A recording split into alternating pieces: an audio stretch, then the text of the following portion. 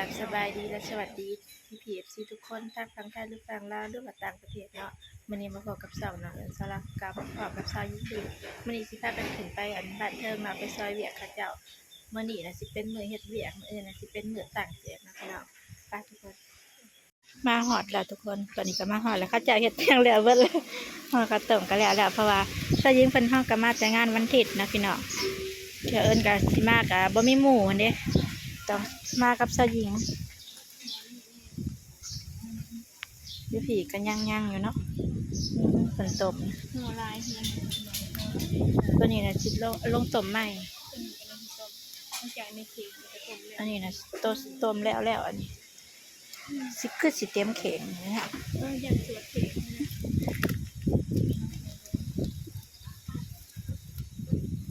ทำอะไรสิเอา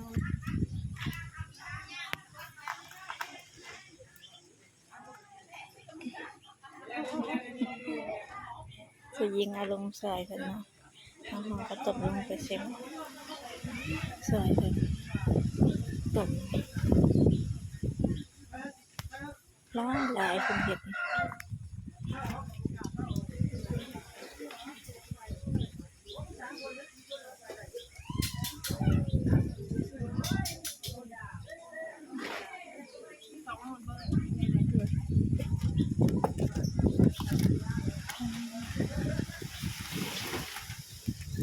ว่ามื้อนี้เป็นมื้อเฮ็ด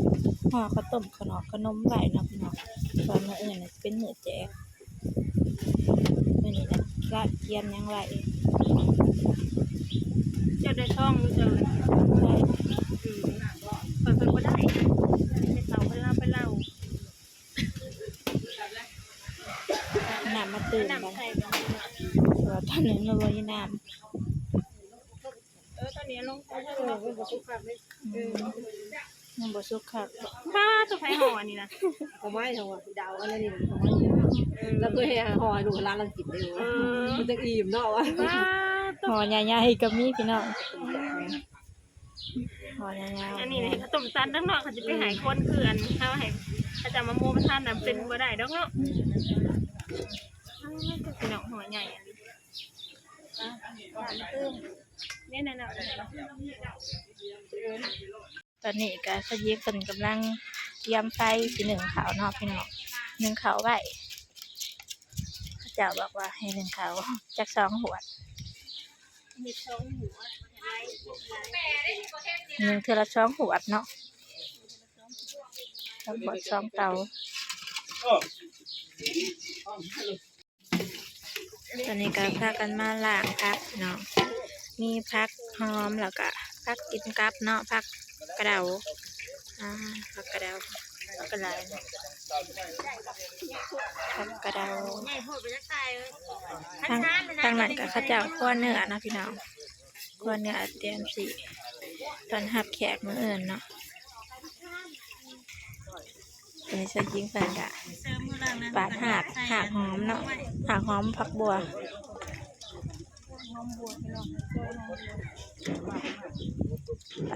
แล้วก็เตรียมล้างเตรียมไว้นะพี่น้อง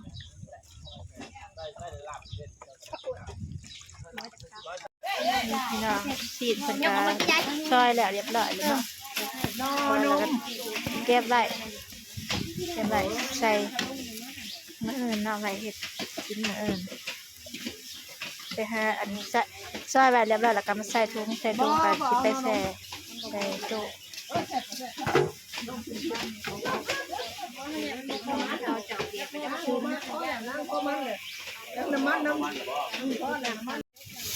สีนกันกันใส่ซอสปรุงนะพี่น้องปรุงนึงเพราะว่ากับตัวใหญ่เนี่ยพักหญ้าอย่างขึ้นกระเทียมแล้วเรียบร้อยนะ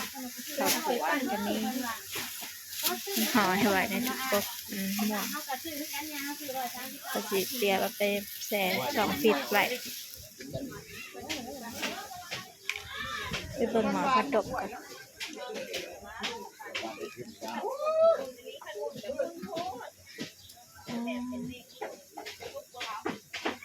ผัดดบรอบสุดท้ายแล้ว2 หม้อเลย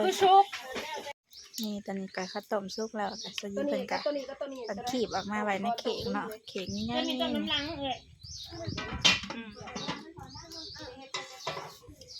ตอนนี้ก็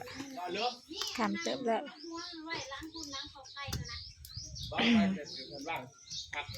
ขีบเนาะขีบออกไว้เนาะพักไว้ ต้มเดี๋ยวเบิ่งหมอตัวนี้เขาก็ได้ละมื้อเช้าแก้ทั้งดูตัวนี้จักกระซุกแล้วก็จักตะหึงแหละ บ่หาเอาลงน้ำลังแม่ก็ได้ตัวนี้เฮาก็บ่เอ็นเอาลงเบิ่งแกน้องเบิ่งใครมาชุกก็ซื้อว่าเอาชุก ก็ห้าสิบบาทเขาตักน้ำออกอันนี้อย่าเรามันซุกแล้วนะเนี่ยน้ำมาเลยนะเอาลงตัวนั้นนะอันนี้นะเพิ่นเตรียมหมอต้มสิต้มกระดูกกระเดี่ยวนะพี่น้องกระดูกกระเดี่ยวสิว่าง่ายๆกันชิ้นที่กระดูกเนาะต้มมันให้เพิ่นเปื่อยๆนี่ต้มให้เนื้อเปื่อยๆตุนๆย่างอีกหม้อหนึ่งเนาะข้าวต้มย่างหม้อนี้หม้อตัวนี้ว่า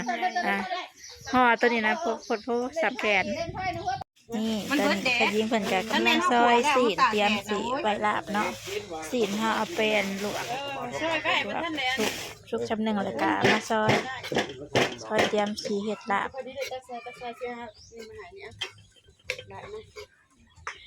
หลายสิ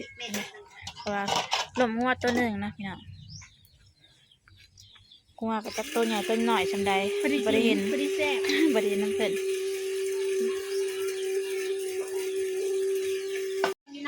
ต่อจากเมื่อคืนนี่นะพี่น้องตอนนี้กลับมาตอนเช้าตัดผ้ามาถอดตอนเช้ามาซอยเวียกเพิ่นคือเก่าเนาะมื้อนี้จะเป็นมื้ออันบุญแจกเนาะมื้ออื่นก็ใส่บาตรแล้วก็จบพิธีเรียบร้อยอันนี้ก็เพิ่นสิเป็นลาบขาวพี่น้องลาบสิคำเฮ็ดเป็นลาบขาวอันใส่หอมเวลาจังแซ่บสินขาว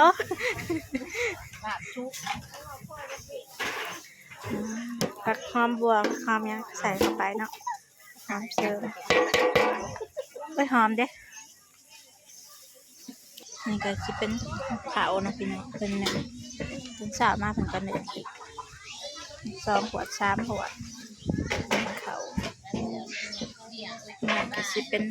เจ้าอย่างเนี้ยต้มหวานบ่อันนี้ก็สิเป็นหน้าบ้านเนาะเขาเจ้าทางนี้ก็สิเป็นทางตอนรับแขก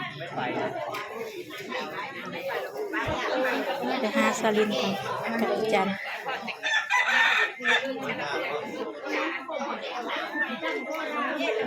แซ่บบ่สลิน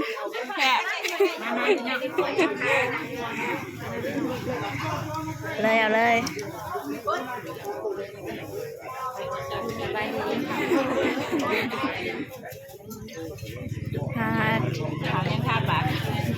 มีลาบซุกแล้วก็ลาบดิบน้ำเนาะแล้วก็ต้ม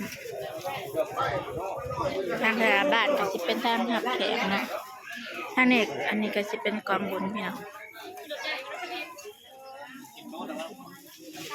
นี่กระจังเตรียมสิตำมะฮงพี่น้องไปงานได้ก็ขาดว่าได้คือตำมะฮง